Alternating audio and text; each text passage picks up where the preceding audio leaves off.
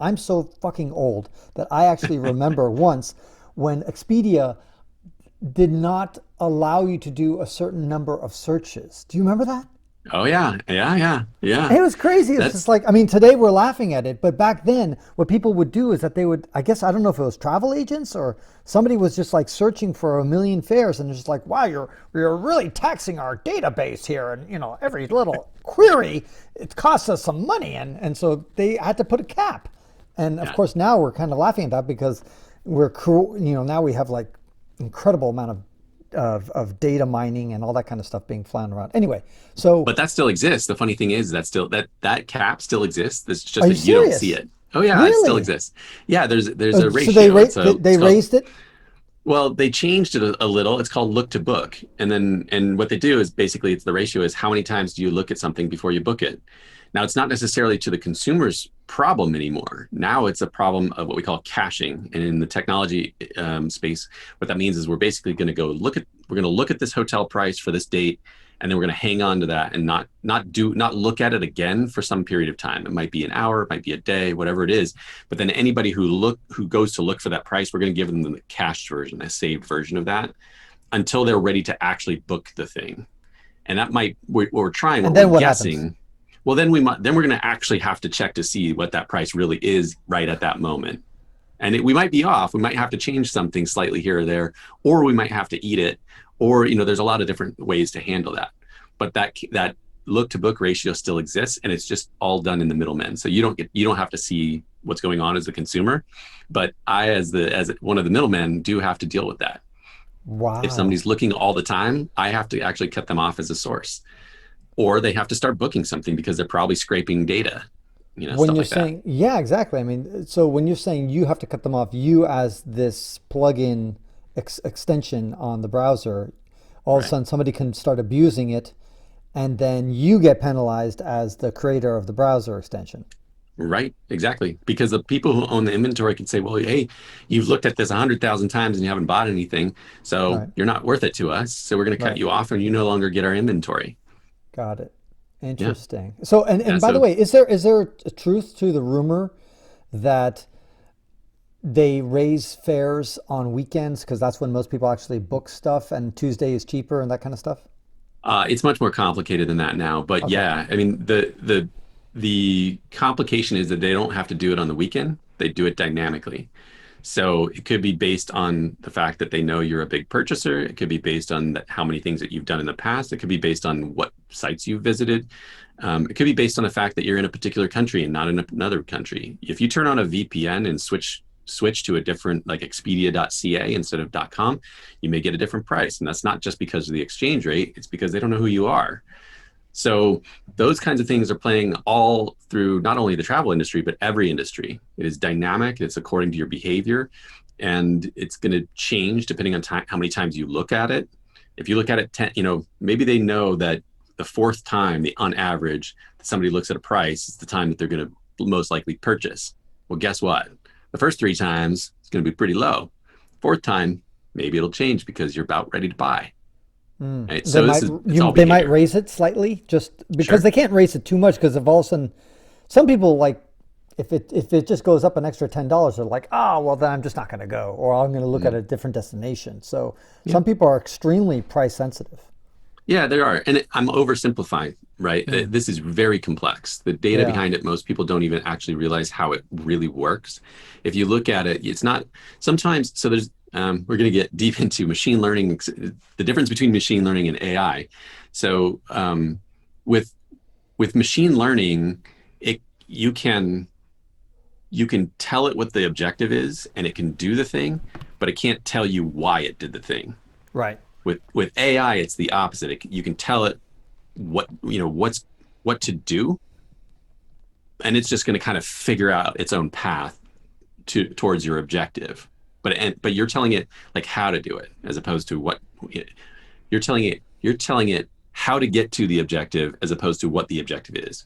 So one of them is they're a bit opposite. And the thing about it is that what we've got today now is things like rule-based programs where we're saying when you do this, this, this, and this, then trigger this price, right? So if you've visited 4 sites, 4 competitors' sites, and we have a cookie on you, and we know that, or if you've seen this price 4 times, then uptick the price $10 or 1% or whatever it is, right? That's rule based. But now we're getting into a place where it's not necessarily rule based. We don't actually even know what the rules are. All we know is we want this objective to make more money. And what happens is the systems that are behind the scenes are doing their own thing, figuring it out, and not telling anybody, hey, we've noticed that it takes 4 times for this one type of person, and maybe for 5, 10, 15 other variants of that person, it's going to take 5 times, 6 times, 7 times, whatever it is. They, it's almost like the machine understands enough to push the envelope, but will never actually tell the rules back to the humans. Yeah, no, I Sounds totally really get that. weird, Yeah, of but course it is. It's it's like a true. black box. Mistake fares, which are these ridiculously low fares that accidentally get pushed out there.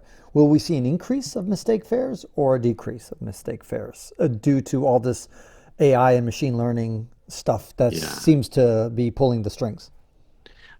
I have well, over the long term, I suspect we'll see a lot less mistake fares. Over the short term, though, I suspect we'll bifurcate and we will have a lot of the small players who can't afford that kind of technology will continue to make mistakes. And those that can't afford that technology will not, because that just won't be a thing. The machines will basically learn enough to never see it, or will have enough verification rules in place, one or the other, that will say, hey, are you sure you want to drop this to $150? Because that's about 1,000% less than what you typically run this on. Right. So I suspect it will get better because of profitability. Anything that money drives it all, right? So if you're losing a lot of money with that, the first thing they'll do is put rules in place and validation in place. And the second thing they'll do over time is going to start to look at, like, how do we use machine learning to predict what it should be? And you'll replace the revenue manager with machine learning once you have enough information to be able to do that. So it'll be a lot less. Nate, you're Mr. Smarty Pants, and you're married, right? Yes. And do you have children? Yes. 3. Yeah. 3 children. Okay, so Yeah. perfect example. You've got your family of 5, and you want to go to, I don't know, Hawaii, Paris, or any other destination, or just, I don't know, Kansas City. What do you do to like find that best fare, or do you have like a secret back door in your app and you can get some really amazing fares? I wish. I wish. So I've used what I call travel hacking, and I think a lot of other people use a similar term. But um, the best thing that we can do is find the cheapest way to do those travels. So whether that's through flights or accommodations, those are usually the biggest bang for your buck. And with 3 kids, I don't have a lot of time, so those are the 2 places I spend most of my time. Um, So but wait, the besides flight and accommodation, are you talking about as opposed to wasting your time on car rental, that kind of stuff? Yeah. Yeah, yeah. Okay, Car rentals, or, looking for different prices on a particular tour or whatever, okay. things like that. Disneyland Like, fare. Oh, like Disneyland costs cheaper on Tuesday and whatever. yeah, exactly. Hmm. Exactly. So there's a lot of margin. And this is the thing, is like, there's a lot of margin. You spend a lot on flights. So that's the first place you're going to try and cut back. And then you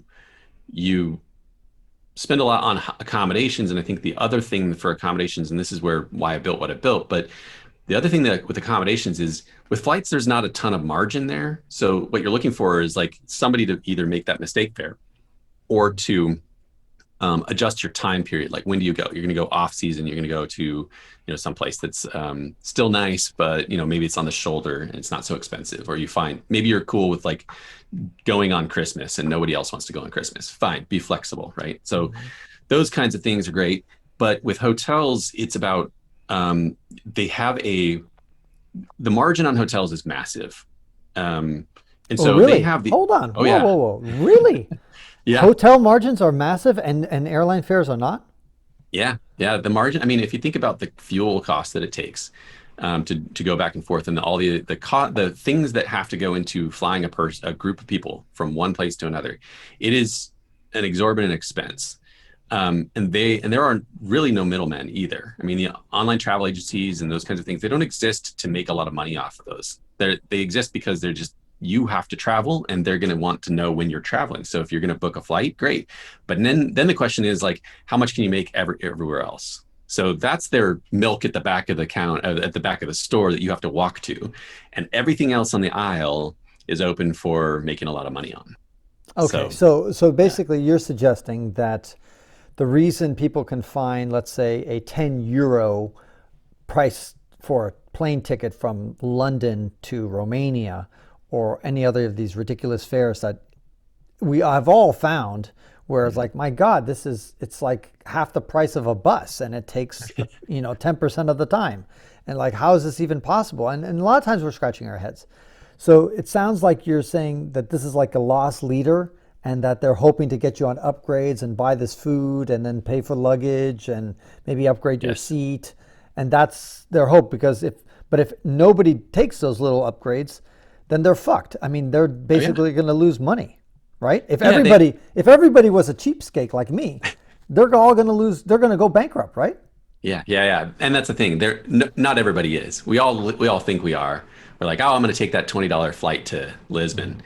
And then they're like, yeah, but do you want water on that flight? And you're like, oh crap, I didn't bring my water. Like, oh, that'll be $10, right? I mean, they're making their money, right? So Right. they understand the human psychology, and I mean, you're talking about discount fares and or discount airlines, and that's fine, and that they make their not a different way. Whereas like if you do a luxury liner or something like that, they're making it in a different everything's provided, right? Well, it's because you've Mhm. already paid for it all. Once you build a hotel, your costs are done. Now you have to recoup those costs and pay off your loans, right? So all of that is relatively fixed.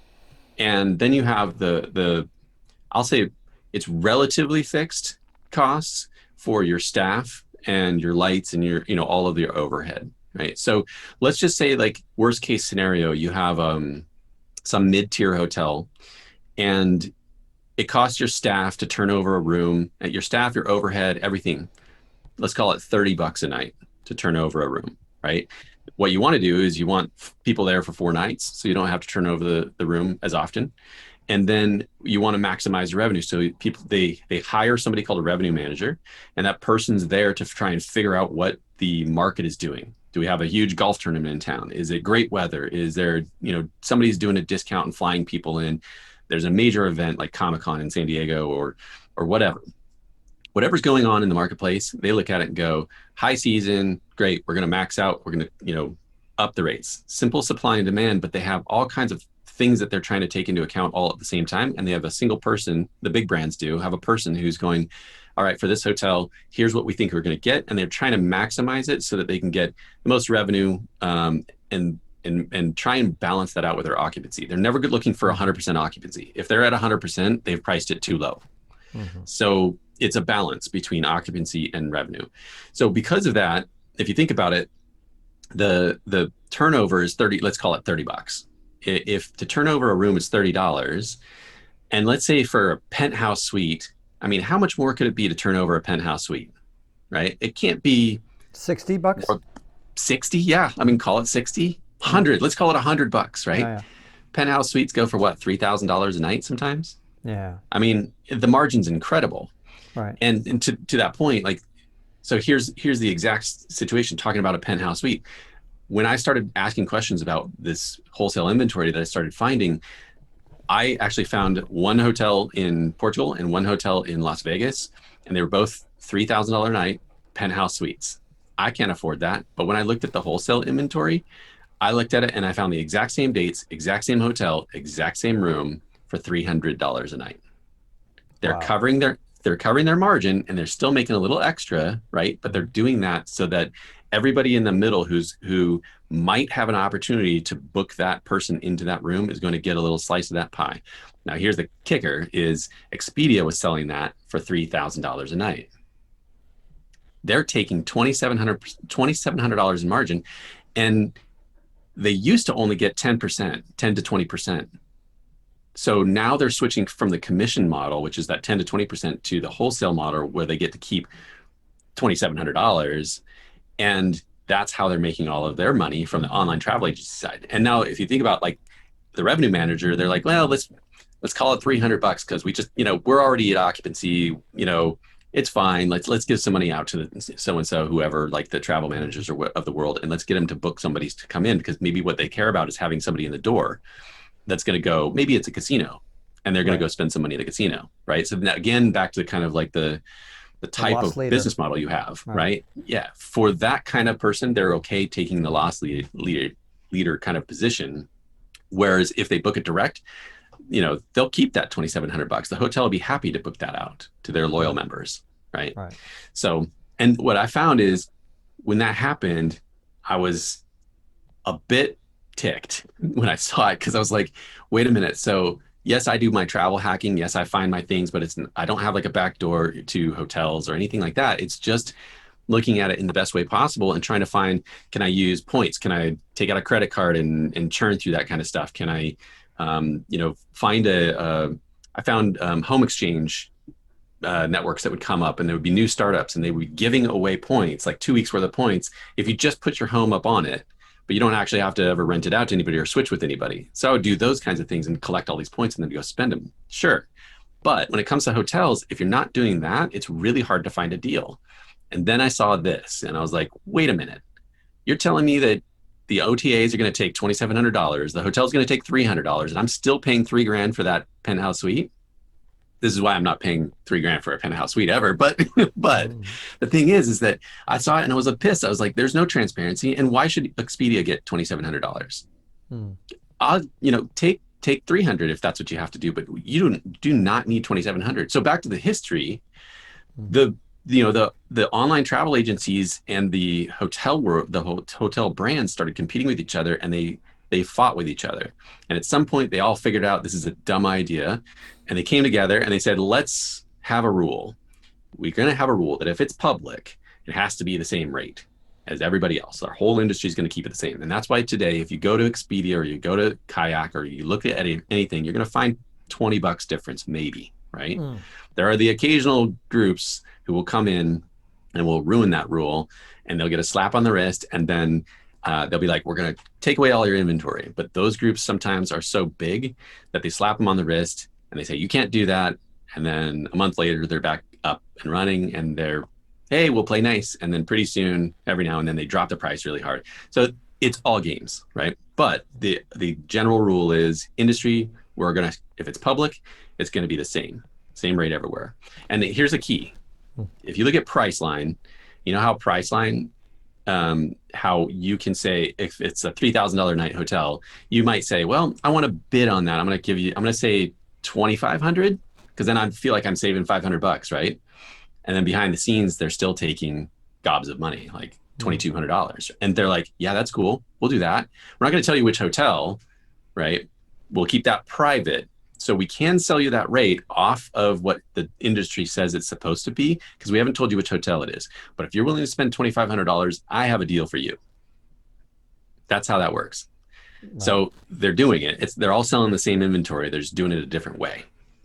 And that's where I came in. I thought, no, we're all going to the bottom of the barrel here. Let's just go there quicker. So, So, so so what does your technology or your plugin allow people to do? You're accessing these wholesale prices, and how are you able to do that? And how does the customer benefit? yeah. So we have an aggregator who looks at all kinds of sources of inventory, and then we pick all of those wholesale prices and we expose those to the end consumer. And so the way we make money then is, see, we don't make any money on the transaction at all. And this is what's very different from the rest of the industry. We make no money on the transaction. So when somebody books, they're booking at the lowest rate that we can possibly give it. Our aggregator, our vendor, does take a percentage of that. So I will disclaim that. And that's how they make their money, is through transactions. But it is a fixed percentage on top of anything that happens. So for us, we look at it and say, well, how would we make money? Well, number one, we think that that the industry is great, but the trust factor sucks. So we're gonna change that by saying we're not going to make any money off commission. We're not going to make any money off margin. We're just going to put it out there. If it's good, book it. But the difference is we're going to switch the model to more of like a Costco subscription model. So our price right now is $59 a year. We're going to up it to 95 here shortly. But the idea is you will give you the prices. We'll show them to you. We have to know who you are. So you have to like log in with a social account or have an account with us. Once you have that account, now we know who you are and you're considered part of the closed user group model, which means it's private. So because it's private pricing, I can now show you what the wholesale rate is. And so with that, I'm gonna be able to show you what that rate is. But because our model, we're switching the model as well, and we don't want it to obfuscate. Like we don't want it to be weird where we take some percentage anymore. That's what everybody else does. We're talking about transparency and honesty here. So let's just go ahead and show you what the rate is. And what we're going to do is we're going to monetize on the trust factor. So the subscription model is, an annual fee, and then you can book as much as you want, no commission, no margin, and that's it. That's all there is to it. It's extremely simple. We have one price point, and that's all. And not everywhere has a wholesale rate. So that's where you might see like our price might be the same as somebody else's because there's no wholesale rates in town. But, or not for that hotel, maybe because it's a big event or something like that. Maybe the supply and demand says as the hotels in that area, we're not going to have a wholesale rate because everybody, as a revenue manager, we know everybody's coming into town and there's no need to have anything on the wholesale channels. But that's not common. That goes all over the place, and it depends on the days, it depends on the hotels and all those kinds of things. But generally speaking, they play in that wholesale area and they're willing to give that hotel out for distribution in a different manner. And they're willing to do it at a price that covers their costs, makes them some profit and increases their occupancy rate. And that's it. So we're looking at it just purely like, hey, we're not going to play these games anymore. Like, let's just go there. Here's what the price is. Right. And in fact, so right now you have to book with us, but because we don't make any money on it, what we're going to do is we're going to start referring people out to other places.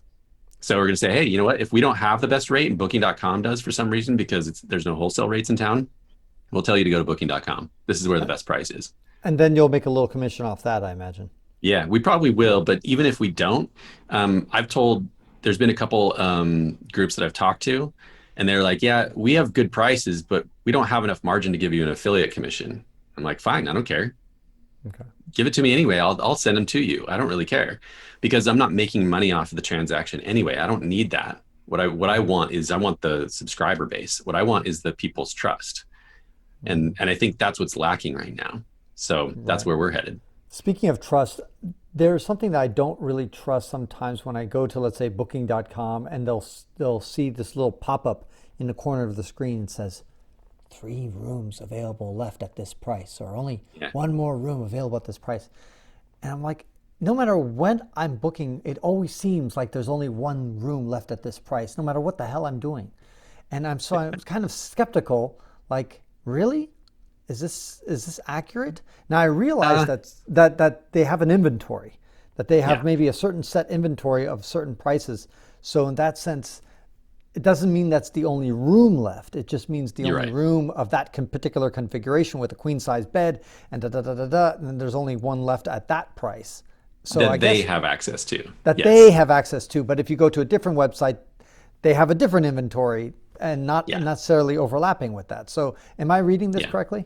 Yeah, you're right. They have their own inventory as well as they're aggregating from others too. There's the whole underlying market of wholesale hotels are run by companies called bed banks, and that's a piece of the inventory that you're going to see everywhere because they're looking for distribution too. So they're going to sell to Expedia and Booking and like a million mom and pops as well. So you're seeing that inventory plus any inventory that they might have contracted themselves.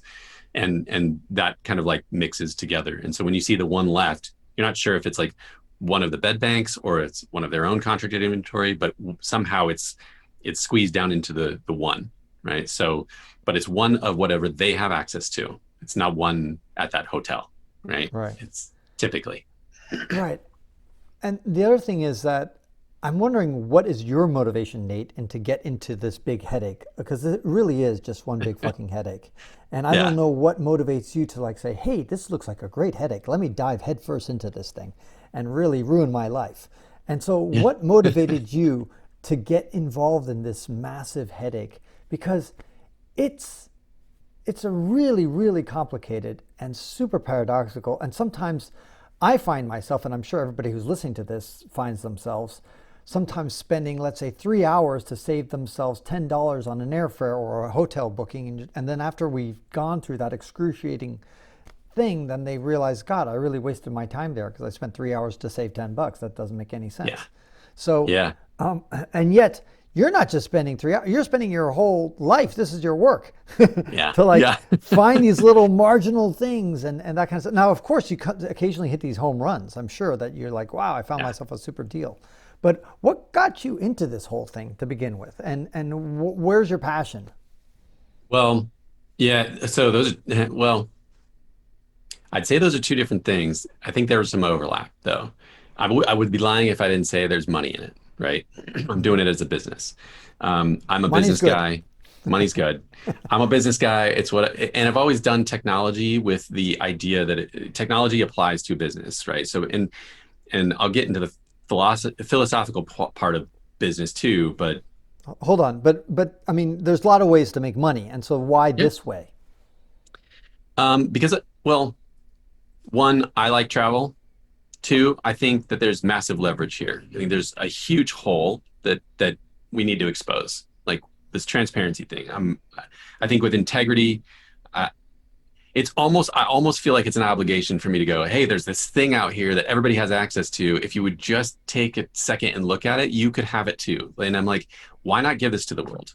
Hmm. There's no reason why I should have this information all to myself. So I'm a big proponent of like giving from that perspective. Hmm. The other is and this is kind of more to the mission, but it's also like something that I truly believe, is that I believe that everybody should travel. And those people who I've met in my life that don't travel, and then this is gonna sound like a total jackass here, but I feel like they just do not have a perspective on the rest of the world that they could have, that could be to their advantage. They could see things in a different way. They could see things with a bit more empathy. That's probably my biggest point is I believe that when I travel, I have changed over time because I've been able to look at things through other people's lenses. And I think it's that empathy that I feel like we've really severely lacked in our culture recently. And I think that's not because of the lack of capability to travel, because we've been traveling more now than we've ever traveled in history. However, we've done it with, lately it's been, oh, look at, I'm traveling, click, you know, perfect life. That's not what it was. That's not, in my opinion, that's not the intention of travel. I mean, it is for some people, but Hmm. I guess, and see, I even struggle saying this because I think I've traveled enough, and I think I have at least enough of an understanding that everybody's value system is different. That I want people to be exposed to that, to be able to say, I walked in this place and I completely directly oppose their idea, but they're happy, right? They're doing life completely against all things that I would consider right in this world, but they're happy.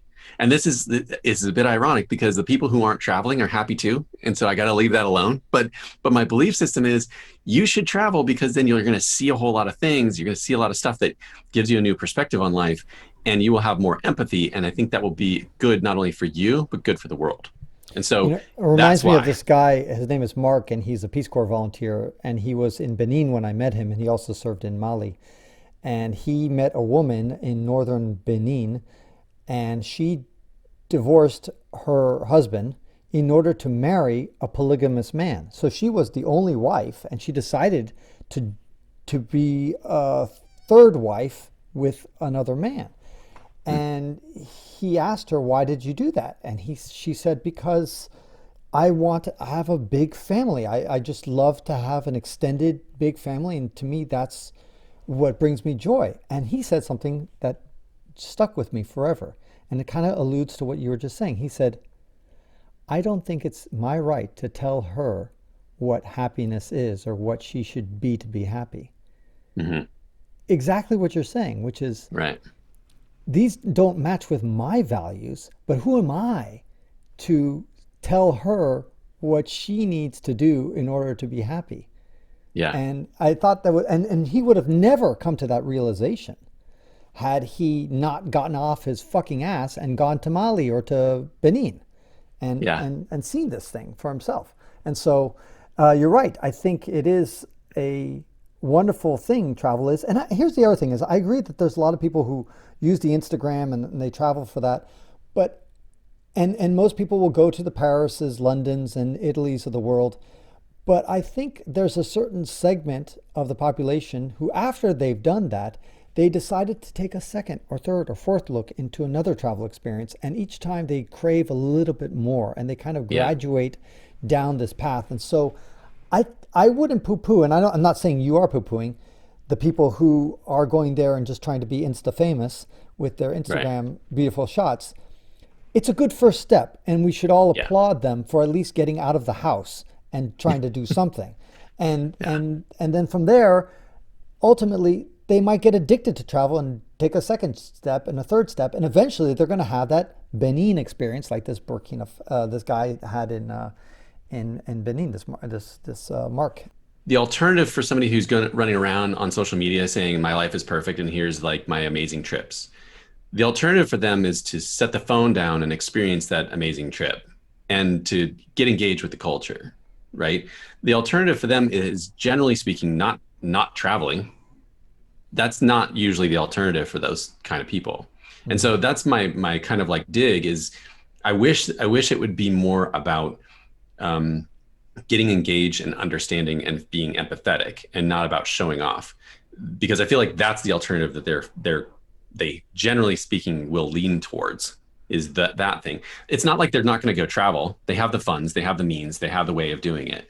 And now I'll caveat that by, if that's their business and that's their method and their way of traveling, fine, cool, do your thing, right? It's their way of doing it. But my hope is that that same person, even though they might take those pictures, and I don't know anything about those people, but because they do that kind of thing, that they actually set it down and enjoy the moment as well. And that's my hope. But I agree with you completely in regards to, like, if that's their gateway drug, great, do it. Right, like whatever Mm-hmm. it takes, man. Like, just get on the plane. So, like, I'll be Right. happy if anybody just gets on and like goes and sees a different place. And maybe there's going to be a moment where they're going to bite into that buttery croissant and they're going to go, forever and always I'm going to love Paris, and that means I love travel, whatever the thing is. It might not be only Paris, but maybe that's their gateway drug to, oh, like we could go to Bucharest or something, like whatever, right? Like, start pushing the envelope a little bit. It should be interesting. Yeah. Uh, Speaking about interesting, tell us a little about your plugin. Your that where do you have to go to get it, and how do you steal some rooms? Yeah. So, yeah, it's roomsteals.com. That is the main site. And then we have in there a couple of different variations. So you can just log straight in and go start looking to book. And so we have a search engine on there. You can look anywhere. We have 600,000 hotels in the system, that's worldwide. And you Yeah. have no intention to like compete with Airbnb and those other types of VRBO and all that stuff. You're going to stick with traditional hotels, correct? Yeah, we've kind of looked at that. I think the thing is, we don't want to build a service that's going to compete with them. If they open up their APIs and have the ability to aggregate some of that, then we'll be happy to kind of show that off as an alternative. Because I think it's fine. There's no incentive for us to take the transaction. So for us to show VRBOs and Airbnbs and those kinds of things, I think is a good accommodation alternative. And even if we did like home exchanges, those kinds of things, I'd be happy to bring all those, and the independent hotels and the bed and breakfasts. Happy to have all of those because it's open. Um, we Okay, don't make so the money on wait. the transaction. So are you saying that the Airbnb doesn't have a API that you can plug into? They do, but they limit who can have access to it, and it's very, very strict right now. So there's very few, um, I'll say, upstream providers, to get technical, mumbo jumbo. But there's only a couple who have access to that API right now, and they've been Like exploring as meta to what it search looks like. engines, basically. Yeah, no meta search engines. There's only like a couple partners that I know of, and they may have more, but there's only a couple partners that I know of that have access, and they'll show them kind of in line and almost in competition with what hotels are out there, on maps and, like, listing services and things like that. But it's all a referral basis, so you don't book the hotel through a third party. You're always linked over to that Airbnb. Um, so that, yeah, it exists, but they're being careful and slow about how they roll that out. So I'm not sure if they'll open that up to everybody or not. But Excellent. Yeah. Well, Nate, it's been a pleasure talking, and I hope everybody goes out to roomsteals.com to get that plugin. And it does not work with the Macintosh, or Yeah, it does. As long as you're on okay, the Chrome browser. Yeah, okay, right now we're looking at putting out new extensions to support other browsers, but right now Chrome is about 65 to 70% of the marketplace what about of users. Brave? Yeah, I believe so. I haven't tested this myself, but I believe that Brave will actually be able to be used. I think there's an extension. I know that Opera you can. I think that Brave, what it does is you have to get an extension that says I want to use Chrome extensions, and if you Okay, enable that, then you can go get the Chrome extension. I'd have to double check that, but yeah, okay. Opera, that's how it works. Yeah. All right. Where's your next trip? Oh man, let's see. Next trip. Well, we're going to keep it close. We're going to Palm Springs.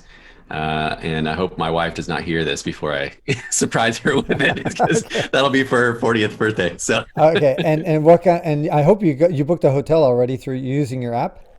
absolutely, Ah, absolutely. Saved okay. about $100 a night on it. So Well, we won't let you'll tell them that you paid full price, honey. of course, of Because course. No, she's worth she it. no, she's like, hey, you saved $100 a night. What else are you buying for me? I'm like, dinner out, dinner out.